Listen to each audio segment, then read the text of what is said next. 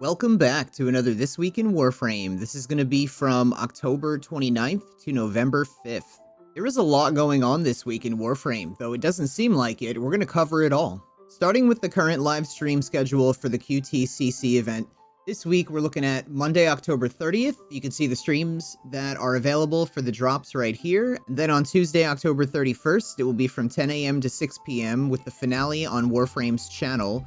The drops that we're going to be able to get these next 2 days are going to be the Seraglass Shard, 5x Steel Essence, Crimson Torrid, and Radiant Eidolon Shard.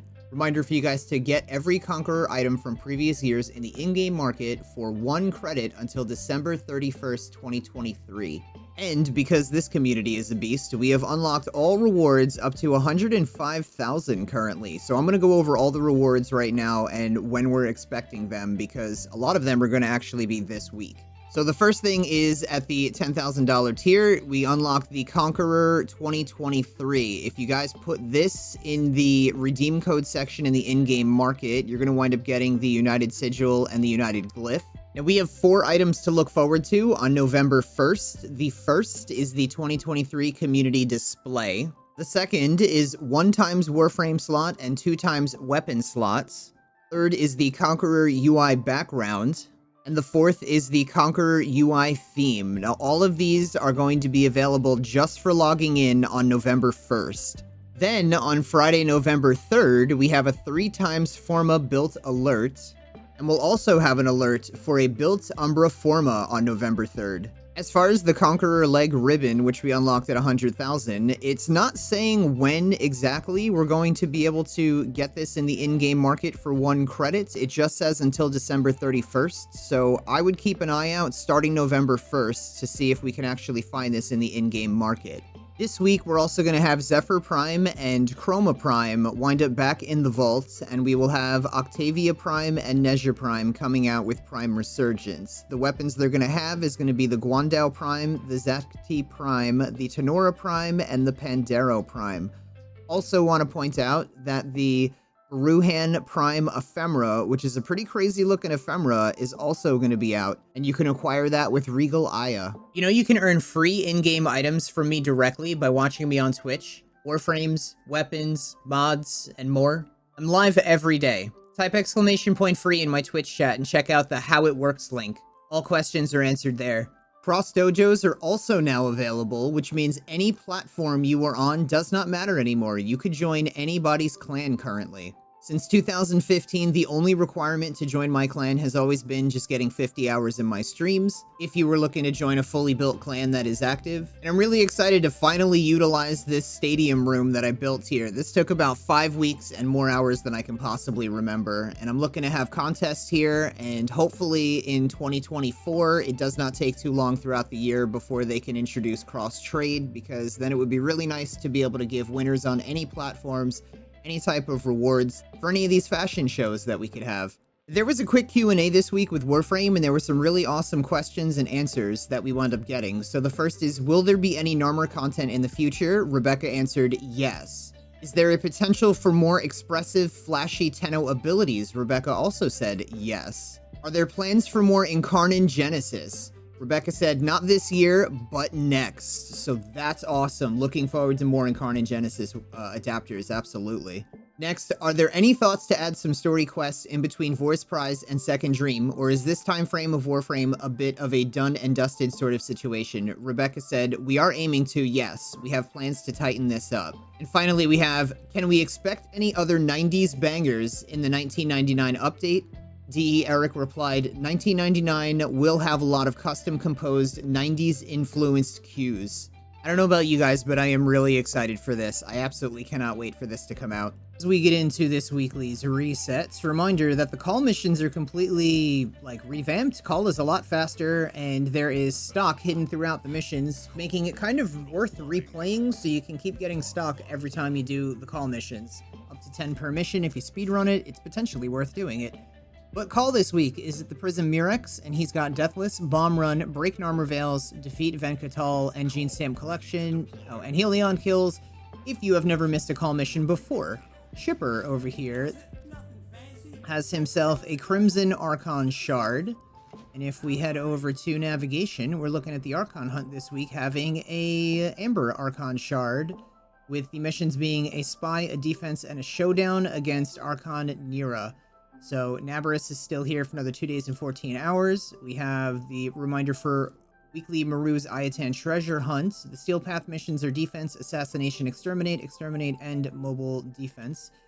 For invasion missions, we don't really have anything noteworthy right now, and today's sortie was a spy, a mobile defense, and an assassination. As far as what Nora's got, we have complete a survival mission reaching at least 20 minutes, survive for over 20 minutes in a Kuva survival, so combine those two, that's easy peasy, and then mine 3 rare gems or ore in Orb Valis, complete an isolation vault bounty mission in the Cambion Drift on Deimos. While piloting a hijack cruise ship, destroy 3 enemy fighters, destroy a cruise ship with forward artillery, complete 12 conduits in disruption, find and pilot a fallen necromech, and today's daily is sell any item in your inventory for credits. Speaking of credit offerings, if we go to Nora over here, and we check out what she's got this week, we're looking at Rifle Scavenger, Holster Amp, Loot Detector, Rejuvenation, Energy Siphon, and Physique. And Rejuvenation and Energy Siphon, probably the 2 best ones to get if you're just looking to make some platinum and you want to throw this stuff away. Although I will say, Loot Detector, I've seen this in trade chat before, people asking for it. Physique, you'll probably see people asking for, and Rifle Scavenger, you will probably also see people asking for.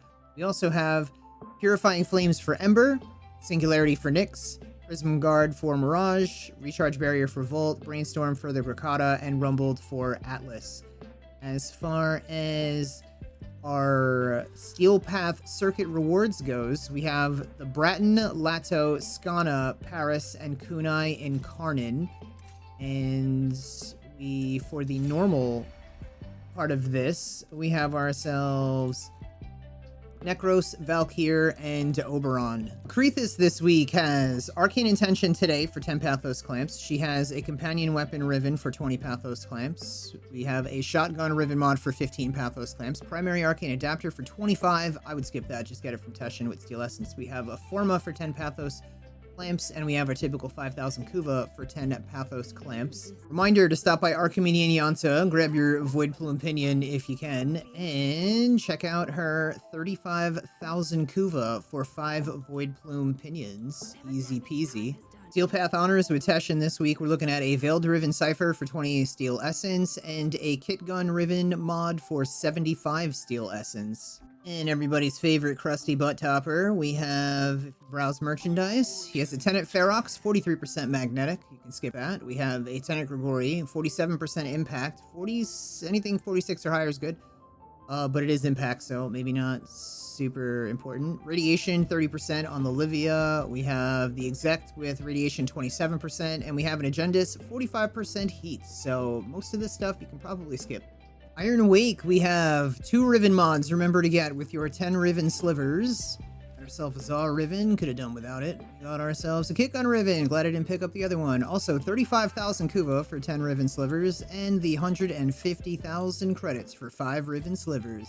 Invigorations are going to be different for everybody this week, so a reminder for you to check them out. Currently I have Banshee with 250% primary damage plus 75% sprint speed. We have Valkyr with 200% secondary critical chance and plus 75 reload speed. And we have 200% melee crit chance with plus 25 heal rate on Nidus. And that is about it for this week. Reminder that any of you guys that are VIPs or Patreons in my Discord, you guys are going to be invited as per every week to the coaching sessions we have shortly after I upload these videos that you guys are seeing on Sunday nights. But thank you for watching. I will see you guys later. How much platinum have you made since you've become a Patreon? Over 100K. 45K. 60, 70,000. 20,000. What's the most amount of platinum you've made in a week? 12K. Probably about 5,000. 5,400. Probably 8K. What's the most amount of platinum you've made in a day? 5,400. Day was probably 4K. Probably about 3,000. 2K. What's your favorite method of making platinum that you've learned from me? Mostly just flipping ribbons and selling warframes. Probably arbitrations. Selling sets of warframes. I enjoy Zeramon the most. Imagine how much time and money they've saved. You know where the links are.